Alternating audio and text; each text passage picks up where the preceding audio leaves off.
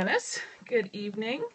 I want to talk to you this evening about your definition of leadership. What is a leader to you? What does it mean to be a leader? And so I'm going to start with sharing one rather ancient definition of leadership by Lao Tzu, which says, "A leader is best when people barely know he exists, not so good when people obey and acclaim him, worse when they despise him. But of a good leader who talks little, when his task is done, his aim fulfilled, they will all say, 'We did it ourselves.'" Now, I really like this quote about leadership, not so much because I agree with all of it, but I think it's an interesting sort of jumping off point for a conversation on leadership. As always, flip you around, get you on my little stand, pray that it doesn't fall over. Okay, so again, I'm Dr. Denise Dennis, and my company is called Prepared Mind Coaching, and I provide leadership and business training primarily for new leaders and entrepreneurs who are growing a business on the side while they're still working a full-time job. And because a lot of the people that I'm working with are new to leadership, it's important for them to understand what it means to be a leader and to have their own definition of leadership and to be really clear about what that is. So I want to take that leadership quote by Lao Tzu and break it apart, and I thought we could have a discussion about it. So I'll share from my perspective what I think as we go through this. So I'm going to read it one more time. "A leader is best when people barely know he exists, not so good when people obey and acclaim him, worse when they despise him. But of a good leader who talks little, when his task is done, his aim fulfilled, they will all say, 'We did it ourselves.'" So one exercise that I do in my training sessions when I'm teaching people about leadership is to look at this passage and tear it apart and see whether or not we agree or disagree with each of the pieces of it. So I'll start off, and I'm going to kind of be going back and forth because I have my notes on the screen over here. But if we were to say a leader is best when people barely know he or she exists, do you agree or disagree with that? Now, whether or not you agree or disagree really depends on how you interpret it. So for many people, if they say that, yes, they agree it's good for the people to not feel like the leader exists, they're saying that because they feel like a good leader is someone who has shared the vision well enough so that his or her followers don't need the leader to be there kind of breathing down their neck all the time because they know what they're supposed to be doing. So for some people, a sign of good leadership is that you don't have to be there because you've made it very clear what people need to do.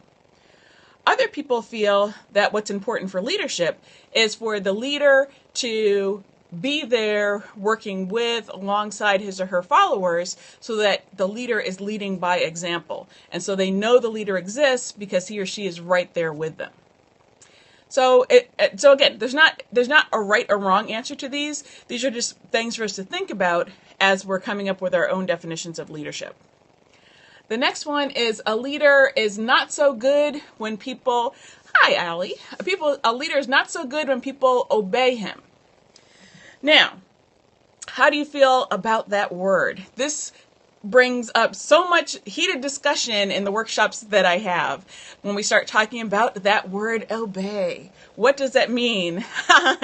What does that mean when we start talking about leadership? And so what happens in my workshops is I say, okay, do you agree or disagree? And people are like, no, followers shouldn't have to obey. But then I ask the question, can you be an effective leader if your followers do not obey you? I'm not sure that you can. If your mission is that you have goals that you need to accomplish, and you have to accomplish those goals through other people, the only way ultimately to accomplish that job is if the people do what you have asked them to do, which is obeying. We may not like that word, but that is what, and we may say, well, I want to inspire them. I want to encourage them. I want to have a conversation with them. But the bottom line is that if the people are not following what you need them to do, the work is not going to get done. And so we need to move away from obey being a dirty word.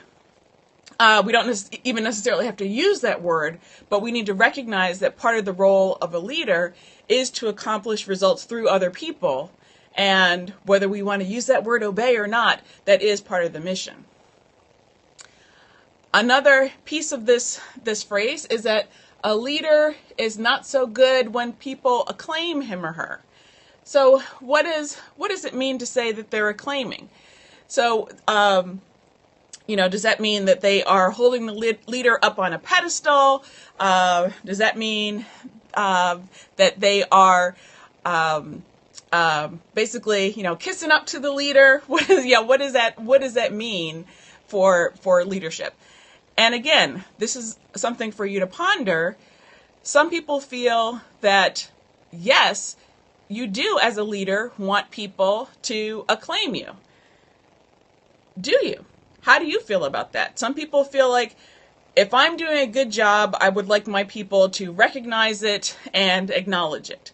Other people say, yes, but it needs to be sincere, which of course would be important, that we would want to have followers. If they are going to acclaim us, if they are going to say you're doing a great job as a leader, we want it to be that you're really doing a great job as a leader, not just, gee, boss, you're doing great, just because they're trying to get on your good side. So, acclaim might not be something that is a driving force for everyone, but just think about, what does that mean for you in terms of your own leadership style? The next one is, and this is an interesting one that also raises discussion. A leader is worse when the followers despise him or her. Think about that. Can you be an effective leader if your followers hate you? I think you can still get stuff done. And I'm not saying go out and create an army of people that can't stand you. But think about what your mission is. Think about who your followers are.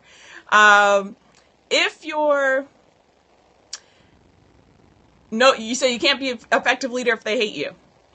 That's a possibility.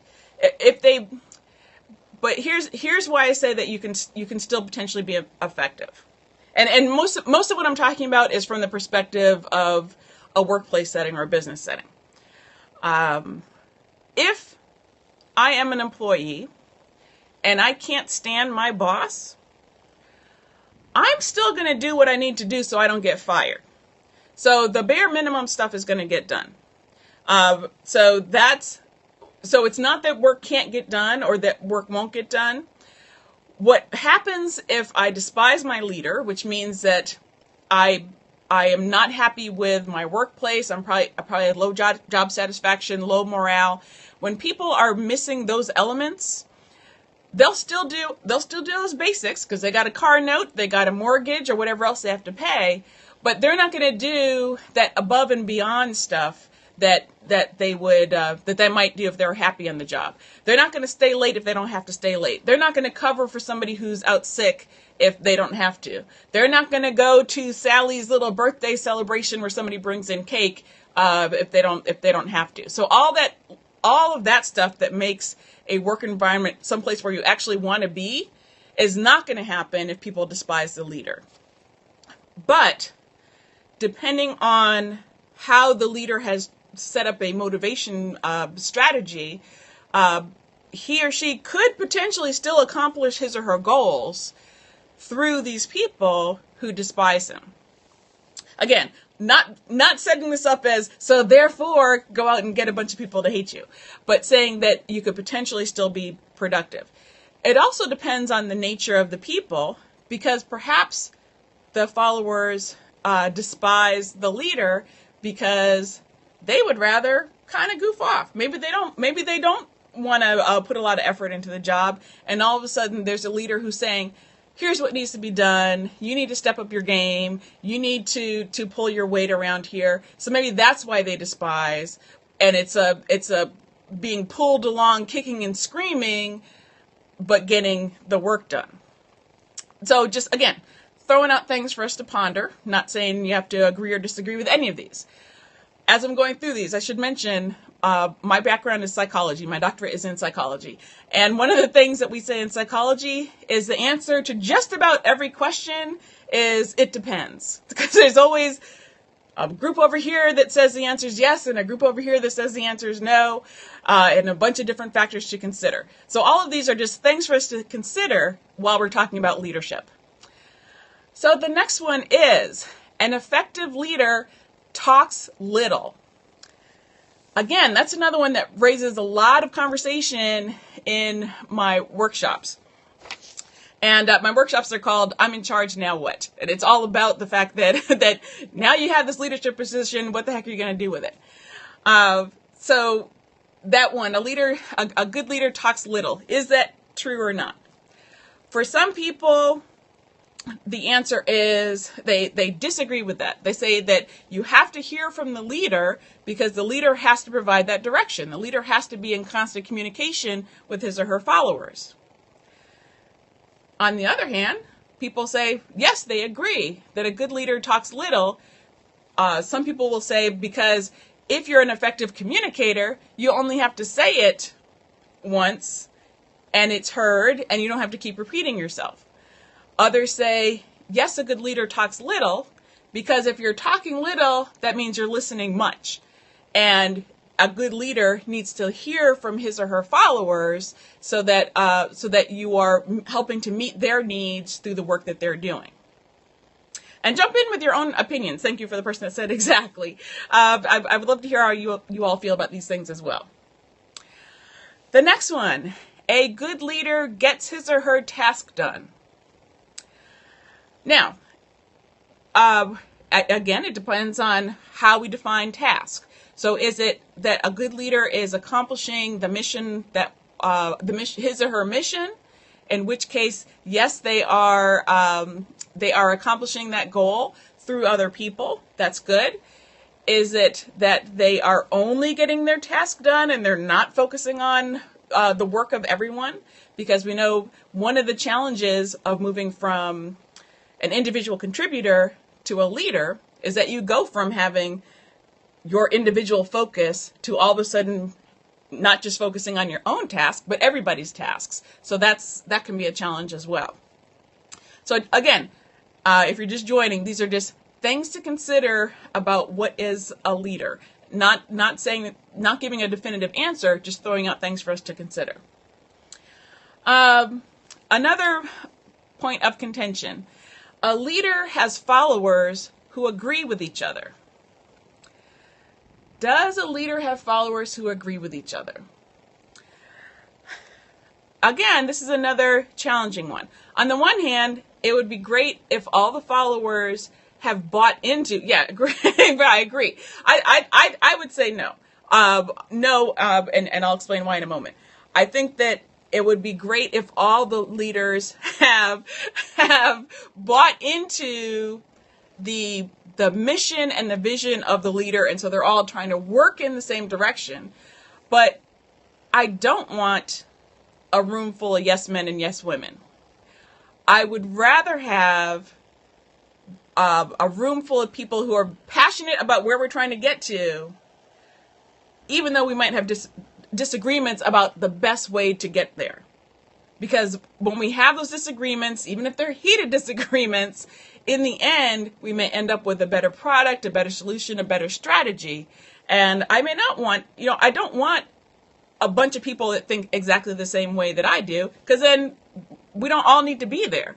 I want somebody who's going to think from different, yes, exactly. That's one of my colleagues. We struggle with this sometimes, but it's all for the greater good. So if I have a room full of people where everybody thinks the same way that I do, what's the point of that? I want the person who is more of the people person than I am, who might see it from a different perspective. I want the person who is more analytical than I, who's going to bring a different perspective. I want the person who's the marketing guru to say, well, what about the impact on this? And so I want us to have those discussions. even though in the midst of the discussions, I absolutely hate it because in the midst of it, we don't like the conflict, but the end result gets us someplace better. So for me, I don't think we necessarily need to the followers all need to agree with one another necessarily, at least starting out. And then the last one is a leader has followers who say, we did it ourselves. Now, here's another one that gets tricky depending on how you interpret it. Some folks say, well, if the followers are saying, we did it ourselves, when they say ourselves, are they saying, I did my part, she did her part, she did her part, or are we saying, we did it ourselves as a team? So did they feel like they did it as a team, or does everybody just feel like, well, I did my part, and that's all that they're concerned about? So that's something to ponder. And then the other piece of it is if the followers are saying, we did it ourselves, who's the we? Is it the we including the leader? Or is it, well, we did it ourselves and the leader's sitting over there? So where is the leader in that we? Let me read. So I'll read through the whole thing again. And again, this is Lao Tzu, who was a contemporary, I believe a contemporary of Socrates. I need to double check that. I think he actually may predate Socrates. A leader is best when people barely know he exists. Not so good when people obey and acclaim him. Worse when they despise him. But of a good leader who talks little, when his task is done, his aim fulfilled, they will all say, we did it ourselves. So again, don't have to agree, just raising a point for discussion as we talk about what a leader is. This getting into this leader's mindset and figuring out what it takes to be a leader, a great leader, an extraordinary leader is part of what I'm going to focus on in my upcoming tour stop in March. It's the Plan Act B Extraordinary Tour. And our first stop is going to be in March, in East Brunswick, New Jersey. To get more information about the tour, go to planactbtour.com. If you are interested in coming, again, we're in East Brunswick, New Jersey. We are about 30 minutes from Newark Liberty International Airport. We're right next to a hotel. And if you're interested, I recommend you get tickets soon. The early bird rate will expire at the end of the month. All right, this is Dr. Denise Dennis. Yes, please. Saying have a great evening, and I will be back to talk to you tomorrow. All right, have a good night. Bye.